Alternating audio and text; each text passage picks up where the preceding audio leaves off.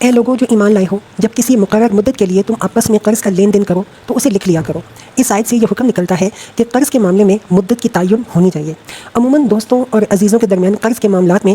دستاویز لکھنے اور گواہیاں لینے کو برا سمجھا جاتا ہے اور بے اعتمادی کی دلیل خیال کیا جاتا ہے، لیکن اللہ کا ارشاد یہ ہے کہ قرض اور تجارتی معاملات کو ریٹن شیپ میں لانا چاہیے، تحریر میں لانا چاہیے، اور اس پر گواہی بھی لے لینی چاہیے تاکہ لوگوں کے درمیان معاملات صاف رہیں۔ حدیث میں آتا ہے 3 قسم کے آدمی ایسے ہیں جو اللہ سے فریاد کرتے ہیں مگر ان کی فریاد سنی نہیں جاتی۔ ایک وہ شخص جس کی بیوی بدخلق ہو یعنی کہ بد اخلاق ہو اور وہ شخص اپنی بیوی کو طلاق نہ دے۔ دوسرا وہ شخص جو یتیم کے بالغ ہونے سے پہلے اس کا مال اس کے حوالے کر دے۔ تیسرا وہ شخص جو کسی کو اپنا مال قرض دے اور اس پر گواہ نہ بنائے۔ آگے اللہ تعالیٰ کہتے ہیں فریقین کے درمیان انصاف کے ساتھ ایک شخص دستاویز تحریر کرے، لکھے، جسے اللہ نے لکھنے پڑھنے کی قابلیت بخشی ہو، اسے لکھنے سے انکار نہیں کرنا چاہیے۔ وہ لکھے اور املا وہ شخص کرائے جس پر حق آتا ہے یعنی قرض لینے والا۔ لکھنے والا لکھے گا اور لکھوائے گا وہ شخص جو قرض لے رہا ہے۔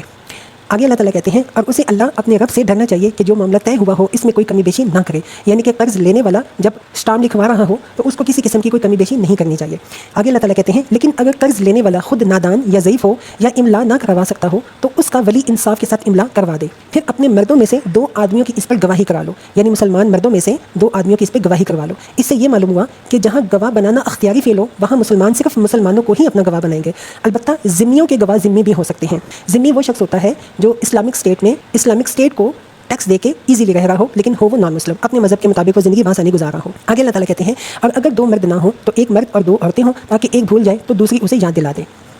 یہ گواہ ایسے لوگوں میں سے ہونے چاہیے جن کی گواہی تمہارے درمیان مقبول ہو، مطلب یہ کہ ہر ایرے گہرے کے لیے یہ مناسب نہیں ہے کہ آپ اس کو گواہ بنا لیں، بلکہ ایسے لوگوں کو گواہ بنایا جائے جو اپنے اخلاق اور دیانت کے لحاظ سے یوزلی لوگوں کے درمیان قابل اعتماد سمجھے جاتے ہوں، یعنی سوسائٹی میں لوگوں کو پتہ ہو کہ یہ شخص با اعتماد ہے اور با اخلاق اور دیانت دار ہے، ایسے شخص کی گواہی لینی چاہیے۔ آگے اللہ تعالیٰ کہتے ہیں گواہوں کو جب گواہ بننے کے لیے کہا جائے تو انہیں انکار نہیں کرنا چاہیے، معاملہ چاہے چھوٹا ہو یا بڑا، میعاد کی تعین کے ساتھ اس کی دستاویز لکھوا لینے میں سستی نہ کرو۔ اللہ کے نزدیک یہ طریقہ تمہارے لیے زیادہ مبنی بر انصاف ہے، اس سے شہادت قائم ہونے میں زیادہ سہولت ہوتی ہے اور تمہارے شکوک و شبہات میں مبتلا ہونے کے امکان کم رہ جاتے ہیں۔ ہاں جو تجارتی لین دین دست بدست تم لوگ آپس میں کرتے ہو اس کو نہ لکھا جائے تو کوئی حرج نہیں، مطلب یہ کہ اگرچہ روزمرہ کی خرید و فروخت میں بھی خرید و فروخت کا جو عمل ہے وہ تحریری شیپ میں ہونا چاہیے، لیکن آج کل جیسے کیش میمو لکھنے کا طریقہ رائج ہے تاہم ایسا کرنا لازم نہیں ہے۔ مطلب یہ کہ ڈے ٹو ڈے لائف کے اندر جو خرید و فروخت ہوتی ہے اس کو اگر آپ ریٹن شیپ میں لے آئیں تو ٹھیک ہے، اگر نہیں بھی لائیں گے تو حرج والی کوئی بات نہیں۔ جیسے کہ آج کل آپ کسی مارٹ پہ جاتے ہیں تو وہ آپ کوئی چیز خریدتے ہیں تو وہ بدلے میں آپ کو کمپیوٹرائز پرنٹڈ رسید دے دیتا ہے، لیکن ایسا کرنا لازمی نہیں ہے۔ اسی طرح ہمسایہ تاجر ایک دوسرے سے رات دن جو لین دین کرتے رہتے ہیں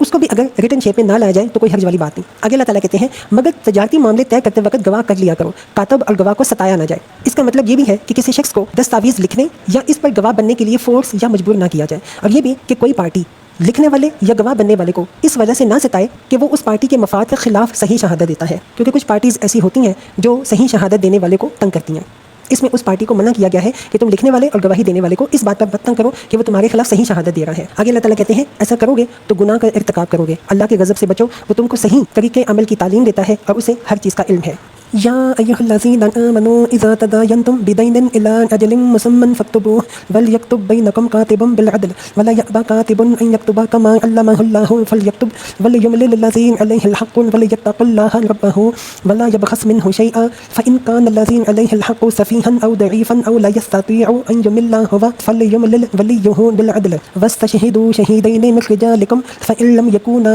رجلین فرجل وامرأتان ممن ترضون من الشہداء ان تدل إحداهما فتذكر إحداهما الأخرى ولا يأبى الشهداء إذا ما دعوا ولا تسأموا أن تكتبوه صغيرا أو كبيرا إلى أجله ذلكم أقسط عند الله وأقوم للشهادة وأدنى ألا ترتابوا إلا أن تكون تجارة حاضرة تديرونها بينكم فليس عليكم جناح ألا تكتبوها وأشهدوا إذا تبايعتم ولا يضار كاتب ولا شهيد وإن تفعلوا فإنه فسوق بكم واتقوا الله ويعلمكم الله والله بكل شيء عليم۔